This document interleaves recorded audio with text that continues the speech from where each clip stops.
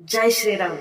ಕೆಲವೊಮ್ಮೆ ನೋವಾದಾಗ ನಾವು ಅಮ್ಮನ ಮೇಲೆ ರೇಗಾಡ್ತೀವಿ, ಆದ್ರೆ ಅವಳು ದೂರ ಇದ್ದಾಗ ಮಾತ್ರ ನಮಗೆ ಗೊತ್ತಾಗುತ್ತೆ ನಮ್ಮ ನೋವಿಗೆ ಸ್ಪಂದಿಸುವವಳು ನಮ್ಮ ಅಮ್ಮ ಮಾತ್ರ.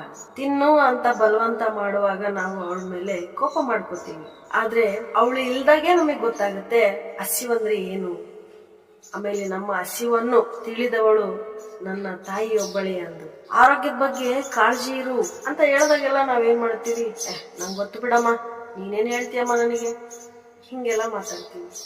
ಆದ್ರೆ ಒಂಟಿಯಾಗಿ ನರಳುವಾಗ ಮಾತ್ರ ನಮಗೆ ಅನ್ಸುತ್ತೆ ನನ್ನ ತಾಯಿಯೇ ನನಗೆ ದೇವರು. ಆಮೇಲೆ ನಮ್ಮ ಆರೋಗ್ಯವನ್ನ ಕಾಪಾಡಿಕೊಳ್ಳುವವಳು, ನಮ್ಮ ರೋಗವನ್ನ ನಿವಾರಣೆ ಮಾಡುವವಳು ನಮ್ಮ ತಾಯಿ ಎಂದು.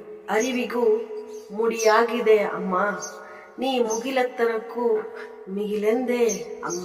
ಅಮ್ಮ ಒಂದು ಶಕ್ತಿ. ಯಾವತ್ತೂ ಅಮ್ಮನ್ನ ದೂರ ಮಾಡ್ಕೋಬೇಡಿ. ಅಮ್ಮ ಇರ್ಬೇಕು, ತಾಯಿ ಇದ್ರೇನೆ ಜೀವನ. ಕೆಲವಷ್ಟು ಜನ ತಾಯಿನ ಕಳ್ಕೊಂಡಿರ್ತೀರ, ಕೆಲವಷ್ಟು ಜನ ತಾಯಿನ ನೋಡೇ ಇರೋದಿಲ್ಲ.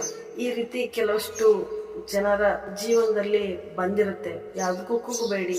ಯಾವುದೋ ಒಂದು ಮೂಲೆಯಲ್ಲಿದ್ದು, ಯಾವುದೋ ಒಂದು ಇದರಲ್ಲಿದ್ದು ನಿಮ್ಮ ಬಗ್ಗೆ ಅವಳು ಯಾವಾಗಲೂ ಕಾಳಜಿ ಮಾಡ್ತಾನೆ ಇರ್ತಾಳೆ. ನೀವು ಅದಕ್ಕೆ ಮಾತ್ರ ಸಿಗದೆ ದೇವರಲ್ಲೇ ಅಮ್ಮನನ್ನು ಕಾಣಿ, ಅಮ್ಮನ್ನೇ ದೇವರಾಗಿ ಕಾಣಿ. ಆಗ ನಿಮ್ಮ ಜೀವನ ಸಾರ್ಥಕವಾಗುತ್ತದೆ. ಧನ್ಯವಾದಗಳು.